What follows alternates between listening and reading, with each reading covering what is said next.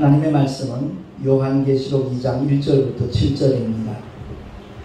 에베소 교회의 사자에게 편지하기를 오른손에 7별을 붙잡고 7 금촛대 사이에 다니시는 이가 가라사대 내가 내 행위와 수고와 내 인내를 알고 또 악한 자들 용납지 아니한 것과 자칭 사도라 하되 아닌 자들 시험하여 그 거짓된 것을 내가 드러낸 것과 또 내가 참고 내 이름을 위하여 견디고 게으르지 아니한 것을 아노라. 그러나 너를 책망할 것이 있나니 너의 처음 사랑을 버렸느니라. 그러므로 어디서 떨어진 것을 생각하고 회개하여 처음 행위를 가지라. 만일 그리하지 아니하고 회개치 아니하면 내가 내게 임하여 내 촛대를 그 자리에서 옮기리라. 오직 내게 이것이 있으니 내가 니골라당의 행위를 미워하는도다. 나도 이것을 미워하노라. 귀 있는 자는 성령이 교회들에게 하시는 말씀을 들을지어다. 이기는 그에게는 내가 하나님의 낙원에 있는 생명나무의 과실을 주어 먹게 하리라. 아멘. 기도하겠습니다. 하나님 아버지, 소아시아 7교회 가운데 맨 먼저 에베소 교회를 통하여 주님께서 우리에게 깨닫게 하시기를 원하시는 말씀이 무엇인가 바로 알기를 소망합니다.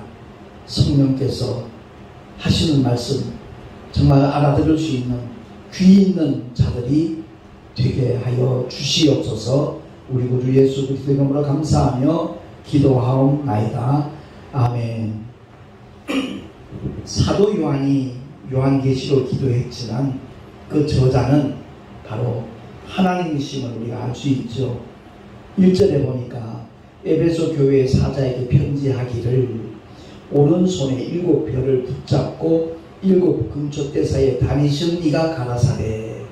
요한이 기록한 것은 자기 임의로 기록한 것이 아니라는 거죠. 바로 주님께서 읽어주시는 대로 그가 기록했음을 먼저 밝힙니다. 그러면 7별을 붙잡고 7 금촛대 다니시는 이가 누구신가? 1장 16절 이하에 나옵니다. 제가 읽겠습니다. 그 오른손에 7별이 있고 그 입에서 좌우에 날선 검이 나오고 그 얼굴은 해가 힘있게 비치는 것 같더라. 내가 볼 때 그 발 앞에 엎드려져 죽은 자같이 되네. 그가 오른손을 내게 얹고 가라사대 두려워 말라. 나는 처음이요 나중이니 곧 산자라. 내가 전에 죽었었노라. 아멘. 그렇습니다. 알파와 오메가 되시는 주님이시죠. 처음이요 나중 되시는 주님께서 스스로 말씀하시기를 곧 산자라. 내가 전에 죽었었노라 라고 말씀합니다. 성부와 성자 성령 삼위가 일체이신 하나님이신데 그 역할이 달랐잖아요. 십자가 위에서 피 흘려 죽으셨다가 다시 부활하신 분은 성자를 가리키시죠. 그 주님이 사도 요한에게 이렇게 기록하라라고 편지하라라고 말씀하시는 겁니다. 사도 요한이 기록했지만 결국 주님의 말씀이라는 거죠. 그 에베소 교회가 칭찬과 책망 겸하여 받았는데 칭찬받은 내용을 보니까 내 행위와 수고와 내 인내를 안다 라고 주님이 말씀하셨습니다. 그렇습니다. 우리 기독교 신앙은 이론이 아닙니다. 교리가 아닙니다. 우리의 삶 자체이고 행동입니다.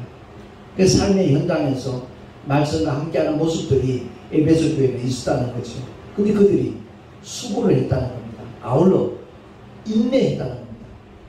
무엇에 대한? 바로 주님의 복음을 전하고 예수의 이름을 자랑하는 일에 정말 앞장선 에베소 교회였기 때문에 그 모든 수고를 그리고 그 반대 세력에 부딪히는 그 현장 속에서도 포기하지 않고 인내하는 그 모습들을 주님이 다 아신다는 거죠. 그렇습니다. 우리 삶의 현장에서 때로는 억울할 때도 있고 때로는 마음 상할 때도 있고 그리할 때 너무 고통스럽지만 그 모든 것을 지켜보고 계시는 우리의 아버지가 계시다는 것, 우리의 주님이 계시다는 것 우리가 기억을 하면 얼마든지 쓰러지지 않고 넘어지지 않고 일어날 수 있다는 것을 우리는 경험하게 됩니다. 그래서 오늘날 정말 한국 교회들이 복음을 위한 수고를 아끼지 않냐고 전도를 하는 데 있어서 많은 장애물이 있다 할지라도 반대 세력이 있다 할지라도 거기에 굴하지 않냐고 인내할 수 있는 그런 모습들이 회복되면 참 좋겠다라는 그런 마음이 듭니다. 그리고 두 번째는 악한 자들 용납지 아니하는 것과 거짓 사도들의 실체를 드러낸 사실에 대해서 주님이 칭찬을 하시죠. 교회에서 설교할 때 이단에 대한 언급을 하는 이유는 딴 거 없습니다. 성도들이 미혹되지 않도록 잘못된 멸망의 길로 나가지 않도록 하기 위해서 그 이단에 대해서 언급을 하는데 다른 것 말할 이유 없고요. 예수 이름 외에는 구원받을 이름이 존재하지 않는다라고 성경이 선언하고 있습니다. 그 모든 이단 종교의 창시자들, 교주들은 자기 이름을 가지고 자기가 하나님이라고 그렇게 가르치고 있거든요. 속지 말라는 겁니다. 악한 자들을 용납지 아니하는 것 대단히 중요한 일입니다. 빛과 소금의 역할, 빛은 어둠을 몰아냅니다. 소금은 썩는 것을 방지합니다. 아무 맛이 없는 것을 맛을 내게 만듭니다. 세상의 빛과 소금으로서의 사명과 역할을 감당하는 에베소 교회의 여성을 우리가 알 수 있습니다. 그리고 세 번째, 예수의 이름을 위하여 참고 견디고 게으르지 아니한 것. 아까 내 행위와 수고와 인내와 이 중복되는 메시지일 수 있습니다만 전도에 대해서만큼은 최선을 다하는 그런 모습 주님께서 굉장히 기뻐하신다는 거죠. 그렇습니다. 오늘날 전도하는 사람 많이 찾아보기 힘든 그런 시대가 됐습니다. 왜? 전도하다 보니까 반대 세력이 많거든요. 또 이상한 오해를 받을 수도 있거든요. 때로는 왕따 당할 수도 있고요. 그러다 보니까 굳이 그렇게 할 필요 있을까? 스스로 타협하고 포기해버리고 마는 그런 현상들이 너무 많이 일어나고 있습니다. 그것 아니라는 거죠. 어찌하든지 예수 이름을 전하기 위하여 몸부림칠 수 있는 하나님의 사람들이 많아질 수 있기를 예수 이름으로 축원합니다. 그 예수 이름을 위하여 그 예수 이름 자랑하는 게 전도거든요. 죄에 있다 못 박아 죽였지만 하나님이 다시 살리셨다. 예수는 메시아다. 예수는 그리스도시다. 이걸 주장하는 게 전도입니다. 그것을 알려주는 게 전도입니다. 근데 전도에 대한 이렇게 거부감을 많이 갖고 부담감을 갖는 이유가 자기가 출석하는 교회 꼭 데려다 앉혀야만 전도하는 것으로 간주하는 그런 풍토가 우리 한국에 이렇게 만연해 있습니다. 그러다 보니까 복음의 씨앗을 뿌리는 데 역점을 주지 않는 그 현상 때문에 전도에 대한 부담을 갖기 시작을 했고요. 결국은 전도를 거의 포기하는 그런 상태에 이르렀다고 해도 과언이 아닐 겁니다.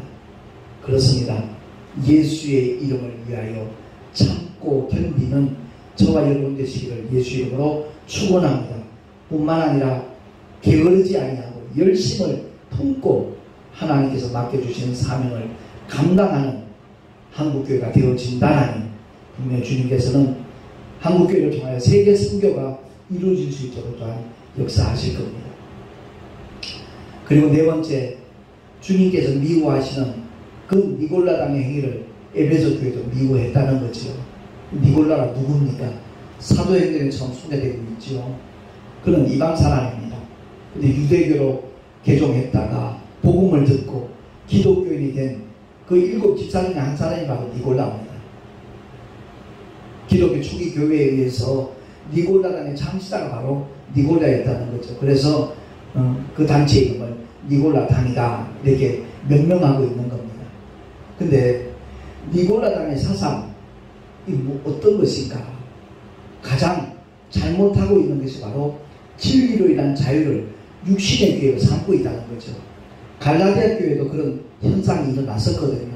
그래서 사도 바울이 갈라디아 5장 13절을 통해서 갈라디아 교회의 성도들에게 이와 같이 서신을 보내서 말하고 있습니다. 제가 봉독을 하겠습니다. 갈라디아서 5장 13절 찾으셨으면 우리 한 목소리로 합독을 하겠습니다. 시작. 형제들아, 너희가 자유를 위하여 부르심을 입었으나 그러나 그 자유로 육체의 기회를 삼지 말고 오직 사랑으로 서로 종노릇 하라. 아멘. 그렇습니다. 주님이 말씀하셨지요. 진리를 알지니 진리가 너를 자유케 하리라 라고 선포하셨습니다. 사도 바울 역시도 로마 교회를 향해서 보낸 서신에 보면 죄와 사망의 법에서 생명의 성령의 법이 우리를 해방하였다 라고 말씀하고 있습니다. 이 말씀에 진의를 바로 알지 못하니까 난 율법부터 이제 해방되었으니까 내 멋대로 내 마음대로 내 하고 싶은 대로 살아도 된다라는 주장을 이들은 하고 있는 겁니다. 그리고 그 밑바탕 사상이 뭐냐 하면 지나친 극단적인 이원론이 깔려 있습니다. 하나님이 계신 반면에 마귀가 있듯이 선이 있고 악이 있다. 빛이 있고 어둠이 있다. 마찬가지로 우리 인간은 영이 있고 육이 있다. 근데 인간의 육신은 근본적으로 악한 존재이다. 그렇기 때문에 육신에 소욕되어 사는 것, 그것을 정죄해서는 안 된다. 죄의식 가질 필요도 없다. 라고 하는 것이 니고라당의 사상입니다. 영혼의 구원, 육신의 행위는 전혀 상관없다. 무관하다. 오직 믿음으로만 구원을 받는다. 이렇게 주장합니다. 이 부분만큼은 정통 기독교 주장과 일치합니다. 그런데 이들은 육신의 행위는 무관하다는 이것을 부각을 시켜서 자기 하고 싶은 대로 원하는 대로 살아도 괜찮다라고 가르치고 있는 겁니다. 율법의 정죄로부터 해방되었기 때문에 육체가 그 짓는 죄는 정죄의 대상이 될 수 없다라고까지 주장을 하는 겁니다. 바꿔 말하면 예수 그리스도를 믿는 순간에 의인이 되었으니까 두 번 다시 회개 기도할 필요도 없다고 가르치고 있습니다. 구원파가 그렇거든요. 기쁜 소식 선교회가 그렇습니다. 그래서 그들은 회개 기도할 이유가 없다. 죄의식조차 갖지 마라. 이렇게 가르칩니다. 그게 진짜 복음이다 라고 강조를 하니까 많은 순진한 기독교인들이 미혹을 받습니다. 그래서 정말 영혼의 구원을 놓쳐버리는 안타까운 일들이 많이 생기기 때문에 그래서 이단에 대해서 교회 목사님들이 그렇게 강조를 하는 겁니다. 심지어 주기도문도 할 필요가 없다는 거예요. 왜냐하면 주기도문 가운데 우리가 우리에게 죄 지은 자를 사하여 준 것 같이 우리의 죄를 사하여 주옵시고 회개의 내용이 들어가 있다는 거죠. 얼마나 하나님의 말씀을 정말 오해하고 있는가, 왜곡하고 있는가 하는 것을 우리가 느낄 수가 있습니다. 그래서 오늘 우리 한국교회가 가장 경계해야 될 것이 바로 니고라당의 교훈이고, 아울러 발람의 교훈 역시도 우리가 가장 멀리해야 될 것이라는 것을, 거기에 물들지 아니하도록 최선을 다하는 것, 그게 목회자들의 또한 책임이 아닌가 이렇게 생각을 합니다. 그렇습니다. 발람이 선지자입니다. 근데 하나님께서 맡겨주신 사명을 온전히 감당하지 못하고 그 예물 때문에 마음이 흔들리기 시작하죠. 결국은 아말렉을 저주해야 될 발람이 그들을 축복합니다. 이것이 바로 오늘날 한국교회가, 제가 텍사스에서 만난 성도들 중에 지금 교회를 안 다니는데 그 이유가 뭔지 압니까? 하면서 하는 말들이, 헌금 많이 한 사람은 대접받고 헌금 못한 사람은 교인 취급도 하지 않는다라는 그런 일들 때문에 교회를 떠났다고 얘기하는 분들이 의외로 많이 있었습니다. 솔직히 저도 34년 목회하면서 돈 버는 일은 거리가 멀었습니다. 근데 7년 반 전부터 택시를 하면서 제가 느꼈습니다.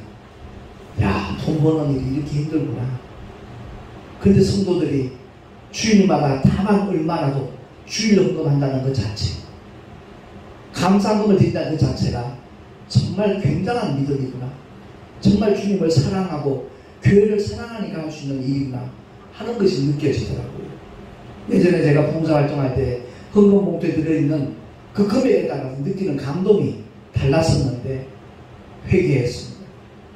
결코 황금 만능주에 물들어서는 안 되는 곳이 교회이거든요. 그렇습니다. 발람의 교훈에 절대 오염되지 않도록 정신 차려서 정말 주님만을 섬길 수 있는, 주님만을 사랑할 수 있는 하나님의 사람들이 되어질 때 주님께서 그 삶을 기뻐하시고 은혜의 은혜를 더하여 주실 줄로 믿습니다. 지난주에 있었던 일입니다.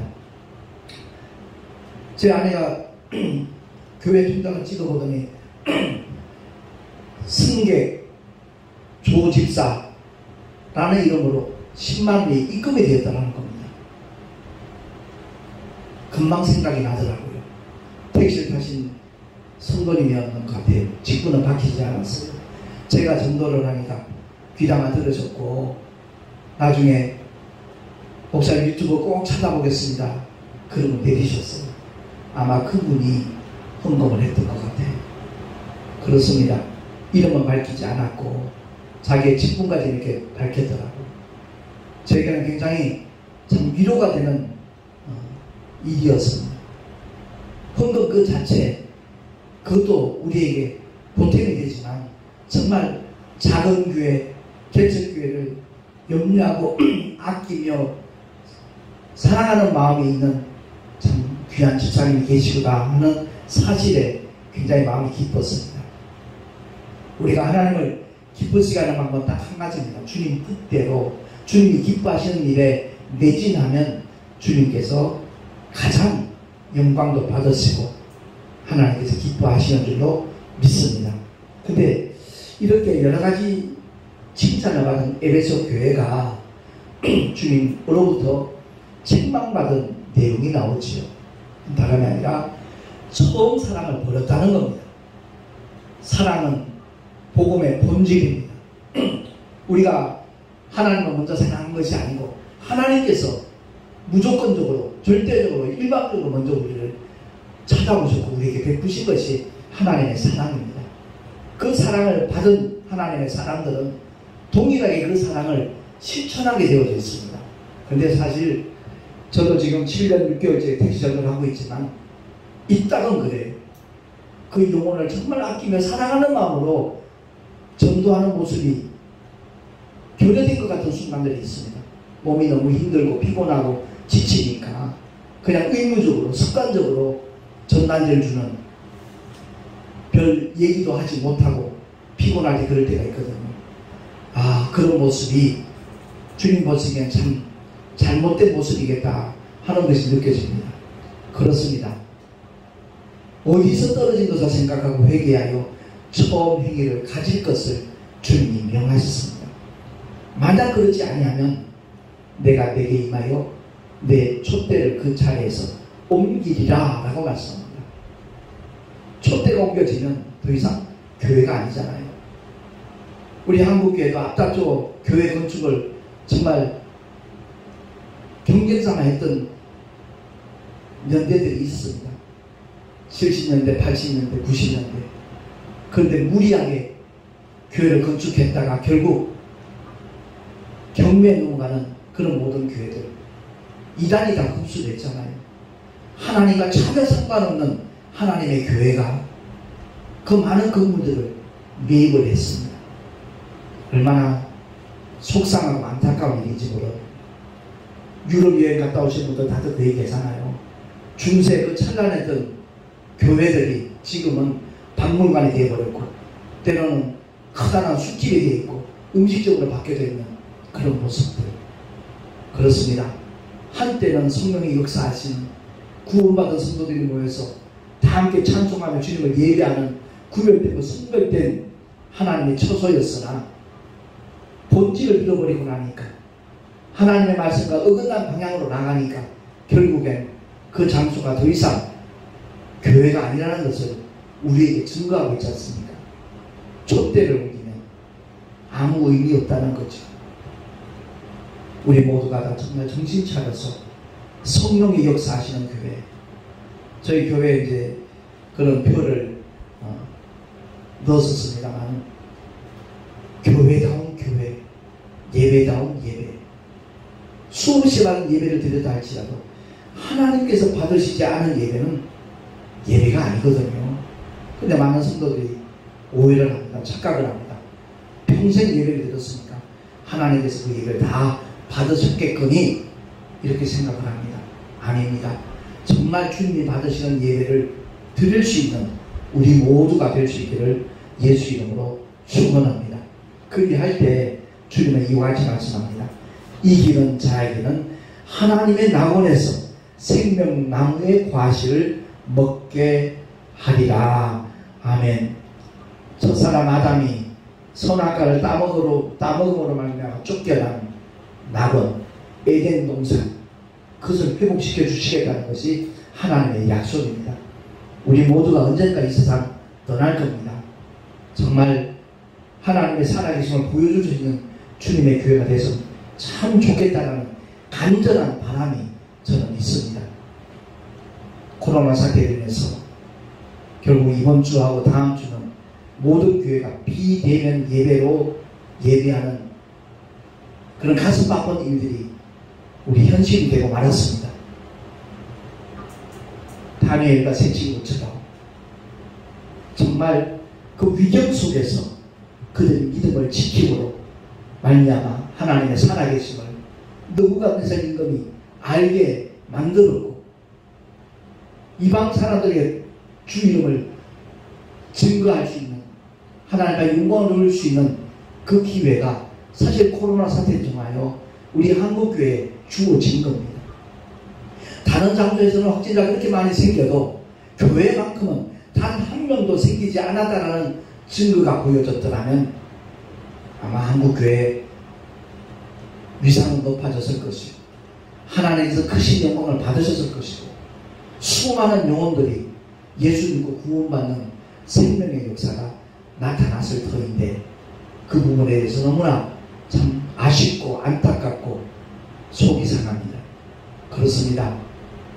애굽의 수많은 재앙이 10가지 재앙이 임하였다 할지라도 고센 땅에 있는 이스라엘 백성들에게는 그런 재앙과 상관이 없었다는 것을 성경은 우리에게 명백하게 증언하고 있지 않습니까? 아무쪼록 에베소 교회가 칭찬도 받고 책망도 받았는데 우리는 주님 앞에 서는 날 어떤 모습일까 다시 한번 생각하면서 주님이 기뻐하시고 주님께서 영광 받으실 만한 그런 믿음의 교회들이 다 될 수 있기를 예수 이름으로 축원합니다. 기도하겠습니다. 하나님 아버지, 우리 모두가 다 언젠가 주님 앞에 설 때인데 그날에 주님 앞에 인정받고 칭찬받는, 그리고 멸류관 받았을 수 있는 그런 주님이 가장 사랑하시고 기뻐하시는 교회들이 되기를 소망합니다. 성령께서 아름답게 다듬어 주시고 이끌어 주시옵소서. 순종하는 우리 모두가 되게 하여 주시옵소서. 우리 구주 예수 그리스도의 이름으로 감사하며 기도하옵나이다. 아멘. 539장 찬양한 다음에 축도로 예배를 마치겠습니다.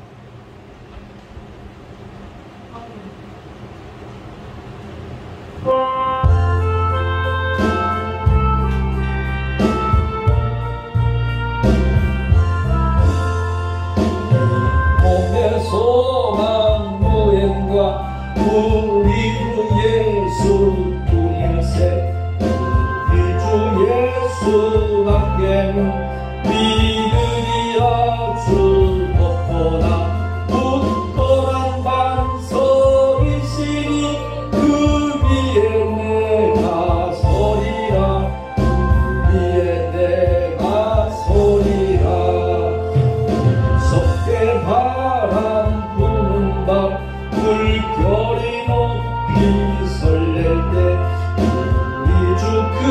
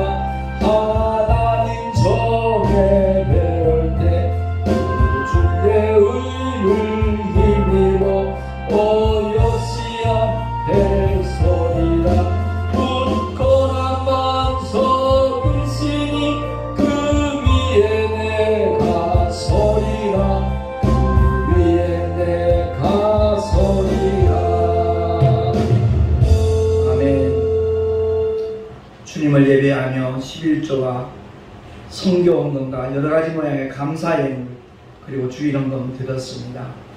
주님 기쁘시게 흠양하여 주시고 이 예물이 쓰여지는 곳에 오직 주의 영광만 나타나게 하여 주시옵소서. 드린 손길들마다 삶의 터전에서 하나님이 함께하신 믿음의 증거들이 보여지게 하시고 정말 악한 자가 저를 만지지도 못하는 하나님의 역사가 경험되게 하여 주시옵소서. 이제는 우리 구주 예수 그리스도의 크신 은혜와 하나님 아버지의 끝없는 사랑하심과 보혜사 성령 하나님의 내주교통 인도하심과 축복하심이 이 마지막 때 참으로 주님이 기뻐하시는 교회로 우뚝 세워지기를 소망하며 결단하며 하나님의 말씀과 함께하리라 사모하는 모든 사랑하는 성도들 머리 위에 그 가정과 자녀들과 경영하는 모든 일들과 주께서 피로 값주고 세우신 주님의 모든 교회들 위에 지금으로부터 영원토록 함께 계실지어다. 아멘.